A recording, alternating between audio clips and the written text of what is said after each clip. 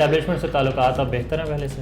ہمارے دیکھیں عمران خان جو ہے نا وہ آزاد اداروں میں یقین رکھتے ہیں، وہ غیر جانبدار اداروں میں یقین رکھتے ہیں، وہ کبھی بھی کوشش نہیں کرتے کہ ادارے جو ہے نا ان کی منمانی کریں۔ جو بھی یہ سمجھتا ہے نا کہ وہ فوج کا آرمی چیف اگر اپوائنٹ کرے گا تو پھر وہ اس کے فائدے کے اندر ہوگا تو اس نے پاکستان کی تاریخ ہی نہیں دیکھی۔ عمران خان نے خود جا کے سرکار پاکستان کو بتایا کہ بھائی میں نے یہ توشہ خانہ سے لیا، یہ اتنے کا بکا، اتنے کا خریدا تھا، اس کی فرق جو ہے وہ اتنا ہے اور اس کے اوپر ٹیکس ادا کیا۔ مجھے نہیں پتا وہ کس کو پہلی غلطی کر رہا ہے، میں تو اسے بول رہا ہوں میرے خیال میں 2 سے زیادہ کی۔ بسم اللہ الرحمن الرحیم، السلام علیکم۔ سیاست.پی کی اپڈیٹ ہے، جمال احمد آپ کے ساتھ ہوں۔ پچھلے کچھ گھنٹوں سے لگتا ہے کہ حکومت نے جارحانہ پالیسی اپنانے کا فیصلہ کیا، اور جبکہ کپتان جو کہ تحریک انصاف کے چیئرمین ہیں انہوں نے کریز سے باہر نکلنے کا فیصلہ کر لیا ہے۔ تحریک انصاف کے سیکرٹری جنرل اسد عمر صاحب ہمارے ساتھ ہیں، اسٹریٹجی پر بات کریں گے۔ Sir thank you so much for your time. حکومت نے نااہل کروانے کا فیصلہ کر لیا ہے، ریفرنس پہ ریفرنس جا رہے ہیں، اور کل خان صاحب کی اسٹیٹمنٹ آتی ہے، بیان آتا ہے کہ 9 سیٹوں پر جو کہ حالیہ الیکشن ہونے ہیں ابھی، میں خود الیکشن لڑوں گا۔ تو یہ اسٹریٹجی ہے یا ایک دباؤ پریشر کرنے کی کوشش ہے؟ نہیں، یہ وہ تو ان کی تو اسٹریٹجی نہیں ہے، یہ ان کی ہے ڈیسپریشن۔ جولائی 17 کے بعد سے جناب بالکل ہی ہل گئے گورنمنٹ والے سمجھ رہے تھے کہ جی یہ بالکل جو ہے ہم نے اب سارا قبضہ کر لیا ہے، بیرونی مداخلت بھی ہم نے کرا لی، سازش بھی کر لی، لوٹے بھی خرید لیے، اب ہم جو ہے نا نظام پہ قبضے پہ آ گئے۔ وہ عمران خان کھڑے ہو گئے ان کے سامنے، قوم ساتھ کھڑی ہوگی عمران خان کے، اور پہلے جلسے ولسے یہ تو سب ہو رہا تھا، اسی سے ہلے ہوئے تھے۔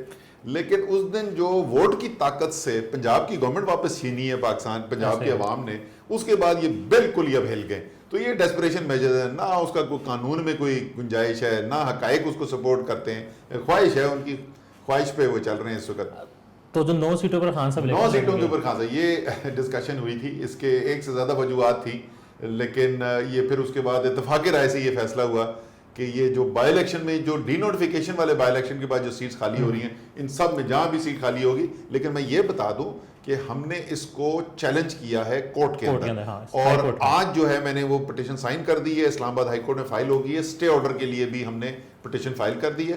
تو دیکھیں، ہو سکتا ہے کہ بدھ یا جمعرات کو یہ اسٹے ہی ہو جائے سلیکشن۔ ٹھیک ہے، آپ نے اسٹریٹجی کا بھی اعلان کرنا ہے، کچھ گھنٹوں کے بعد ایک جلسہ ہے، اس کے احتجاج ہوگا، لانگ مارچ ہے، کیا چیز ہے وہ؟ کیا چیز ہے وہ؟ یہ تمام چیزیں جو ہیں وہ کل بھی کافی کو 2 گھنٹے کی میٹنگ ہوئی تھی، آج پھر میٹنگ ہے، تو اس کے بعد ہو سکتا ہے آج اعلان ہو جائے، ہو سکتا ہے عاشورہ کے بعد اعلان ہو، لیکن اگلی حکمت عملی جو ہے اس کا اعلان کرنے جا رہے ہیں، کیونکہ 25 مئی تک ایک حکمت عملی کی ایک سٹیج تھا، پھر اس کے بعد پنجاب بائی الیکشن آگے، وہ مرکز بن گیا۔ اب جو اگلی سٹیج ہے، جو حتمی سٹیج ہے، اس کی حکمت عملی فائنلائز کر کے پھر کپتان نے اناؤنس لگ رہا ہے جارحانہ موڈ میں آ چکے ہیں آپ اور پوری جماعت۔ تو یہ ای سی بی کے ریفرنس کے بعد ہوا ہے سارا کچھ؟ نہیں، یہ دیکھیں، یہ تو اس طرف جانا ہی تھا معاملہ، وہ بیچ میں ہم ذرا سا رکے تھے پنجاب الیکشنز کی وجہ سے، یا پھر یقین دہانے وغیرہ بھی ہوئے تھے؟ نہیں کوئی یقین دہانی نہیں، یقین دہانی ہوئی تھی تو وہ جو یاسمین راشد کی پریس کانفرنس ہے، آپ کو یاد ہے کہ ہو کیا رہا تھا گراؤنڈ کے اوپر؟ یقین دہانی کوئی نہیں تھی، وہ پنجاب کے عوام نے، جیسے میں نے کہا نا، چھینی ہے پنجاب کی حکومت ان سے، تو وہ اب ہو گیا ہے، حکومت بن گئی ہے، اب اگلے اور حتمی فیز کی تیاری ہے۔ آپ کی ڈیمانڈ ارلی الیکشنز کی ہے، وفاقی حکومت تحلیل کی، تو رانا ثناء اللہ صاحب نے بھی کہا ہے، سردار لطیف کھوسہ نے بھی کہا ہے کہ آپ پنجاب اور کے پی کو تحلیل کریں تو ہم مرکز کی تحلیل کر دیں گے۔ 100% ہم تحلیل کرنے کو تیار ہیں، مسئلہ ہی کوئی نہیں اس کے اندر، لیکن یہ بچوں والی بات کہ تم پہلے تحلیل کر دو تو پھر ہم کر دیں گے۔ پہلے آپ چل رہے ہیں نا، پہلے آپ بولا۔ ہم تو نہیں پہلے آپ کہہ رہے ہیں، ہم تو کہہ رہے ہیں ایک ساتھ کریں۔ اچھا، ہم تو کہہ رہے ہیں پہلے ایک ساتھ کریں۔ خان صاحب نے کہا ہے کہ ہم کہہ رہے ہیں ٹاس کریں، جس کی بھی بیٹنگ پہلے آ جائے وہ بیٹنگ کرے، وہ کہتے ہیں نہیں بیٹنگ پہلے میں کروں اگر ٹاس پہ پہلے آ گیا کے پی کو تحلیل کریں، کر دیں گے آپ؟ دیکھیں، وہ ساری جو پاکستان کی جو تمام تاریخ رہی ہے اس کے اندر ہمیشہ یہ الیکشنز ایک ساتھ ہوتے رہے، تو اس لیے تحلیل، حالانکہ قانون میں بندش ایسی سچ نہیں ہے، لیکن بہتر یہ ہے کہ تمام کے تمام الیکشن ایک ساتھ ہوں۔ اس لیے ایک ساتھ جب انہوں نے اناؤنس کر دیا ہے کہ وہ تحلیل کرنے کو تیار ہیں، شہباز شریف سے ایک بیان دلائیں کہ ہاں جی آئیں، مذاکرات کریں، الیکشن پہ چلتے ہیں، تاریخ طے کریں، اس کی لوازمات طے کرتے ہیں۔ ایک خبر بھی سامنے آئی تھی کہ نرم مداخلت والی بات ہوئی تھی، تو کیا وہ باتیں چل رہی ہیں، نیگوسیشن ہو رہی ہے؟ نہیں، کوئی نرم یا سخت کوئی مداخلت نہیں ہے، یہ پاکستان کے عوام جو ہیں وہی انشاءاللہ تعالیٰ فیصلہ کریں گے۔ اسٹیبلشمنٹ سے تعلقات اب بہتر ہیں پہلے سے؟ ہمارے دیکھیں عمران خان جو ہے نا وہ آزاد اداروں میں یقین رکھتے ہیں, وہ غیر جانبدار اداروں میں یقین رکھتے ہیں, وہ کبھی بھی کوشش نہیں کرتے کہ ادارے جو ہے نا ان کی منمانی کریں. یہ اتنا انہوں نے طوفان بنایا کہ یار عمران خان نے تو خود چیف الیکشن کمشنر لگایا تھا تو آپ اس کے خلاف کیوں بات کرتے ہیں.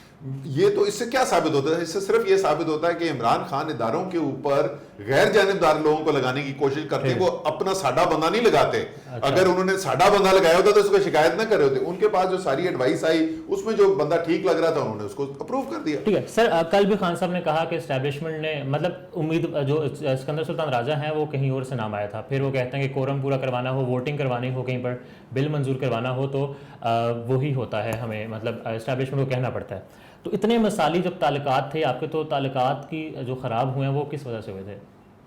دیکھیں یہ تو جواب کوئی اور ہی دے گا, مجھے تو نہیں پتا. میں تو صرف قیاس سرائی اس کے اوپر کر سکتا ہوں, لیکن کچھ نہ کچھ تو ظاہر ہوا تھا.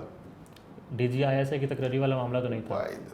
یہ جیسے میں نے کہا یہ تاریخ بتائی گی, آ جاتی ہیں چیزیں سامنے, آ جاتی ہیں آہستہ آہستہ کر کے ساری چیزیں ویسے آنا شروع ہو گئی ہیں, ابھی آلریڈی آنا شروع ہو گئی. تو مطلب آپ نہیں بتا رہے کیا نومبر کا ویٹ کر رہے ہیں یا پھر نہیں, میں یہ کہہ رہا ہوں کہ میں آپ کو جینوئنلی حتمی طور پر یہ نہیں کہہ سکتا کہ یہ چیز ہوئی تھی اس کی وجہ سے یہ ہوا کیا, وہ تو ہمیں نظر آ رہا ہے.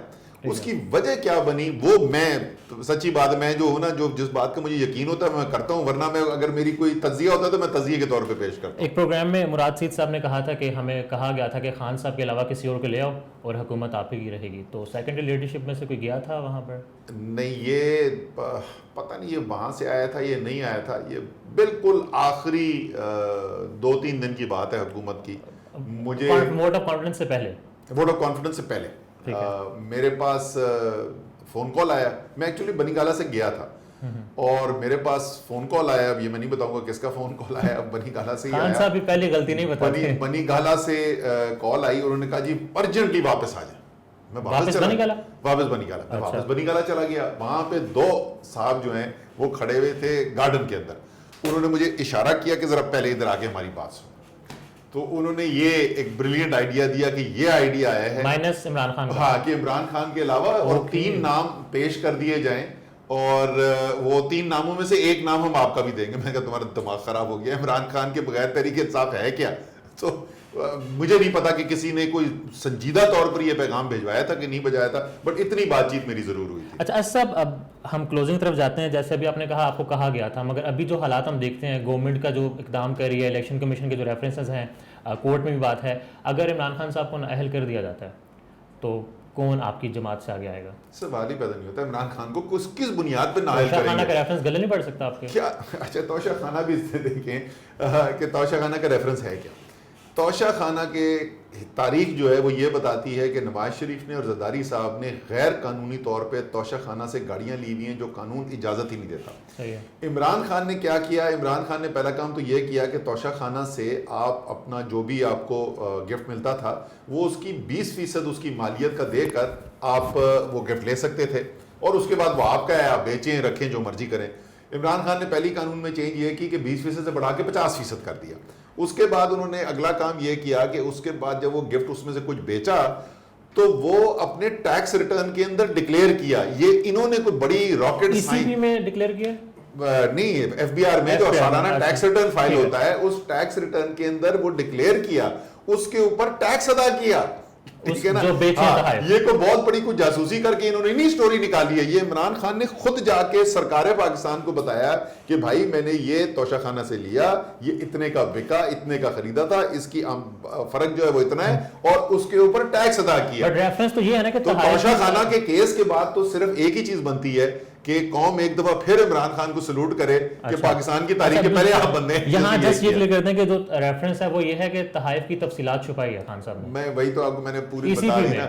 میں ای سی پی کو تو آپ کے جو ایسٹ اسٹیٹمنٹ ہے ایف بی آر کے اندر ہوتی ہے, وہی ایسٹ اسٹیٹمنٹ پہ اثاثے اٹھا کے آپ الیکشن کمیشن میں ہر سال ڈکلیئر کر دیتے, وہ کوئی الگ نہیں ہوتے. تو وہ ایک پاگل ہے بندہ کہ اسی سرکار پاکستان کے ایف بی آر کو ایک, اور آپ کو پتا ٹیکس ڈائریکٹری چھپتی ہے ایف بی آر کی, تو وہ پبلک انفارمیشن ہو جانی ہے, تو وہ پاگل ہے کہ وہ ادھر دے دے گا انفارمیشن اور کہیں اور سے چھپا لے گا. ٹھیک ہے سب ڈرون اٹیک ہوا ہے افغانستان میں, اور ہم اب اس کو فارچونیٹ کہیں یا معجزہ کہیں یا جو بھی کہیں, اتفاقی طور پر کہیں, پاکستان میں ڈالر بھی نیچے آیا ہے, تو اسپیکولیشنز ہیں کہ شاید ہماری فضائی حدود استعمال, اس طرح کا بیان آیا کہ زمینی حدود استعمال نہیں ہوئی. سوال بنتا ہے, قوم کو پتہ ہونا چاہیے. اگر آپ کے خیال میں یہ بہتر بھی ہے قوم کے لیے تو چھپا کے کیوں کر رہے ہیں؟